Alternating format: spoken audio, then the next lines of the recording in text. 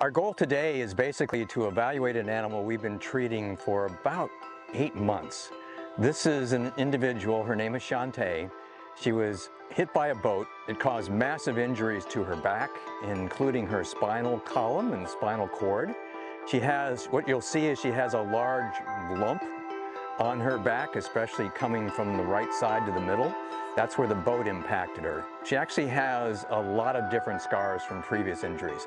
This one was severe enough to where it's decreased her use of her tail, to where she can't swim normally. It affects her buoyancy somewhat when she can't use her tail. So her long-term outlook is not great for being returned to the wild. She had an infection. We put her on antibiotics for actually a number of months because her bone was getting infected by that abscess being closed under very thick skin.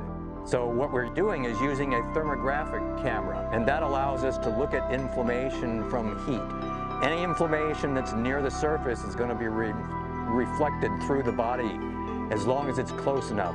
And you can see on her that those abscess spots were very hot.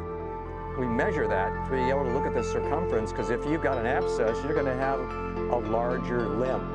And over time, that should go down as the bone's getting better too. So today that was 36 centimeters, and it was 38. Before that it was 40, and before that it was 42. So good progress. FWC is now really the main rescuer of manatees across most of the state. FWC has developed an approach that has been very successful in having their people respond to animals in trouble. So you will see a lot of information related to their rescue relationships. So they're a unique resource in the state for not only supporting manatees from prevention of the issues with the laws that are out there, but also being able to respond to issues in the field and work in a partnership with all the science groups.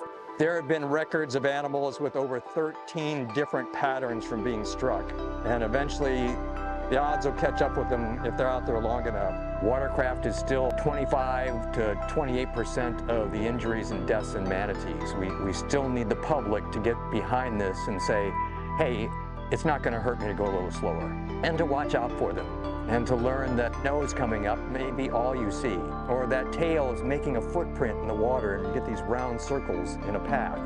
All those things are something the public can get used to looking for too, and slow down and give them a chance. They will get out of the way given the chance. So we really need the public to be able to see the value of these animals as part of that balance in the environment, and assisting us as scientists and biologists to be able to keep track of these things and be able to intervene or mitigate the problems that we're seeing with this species.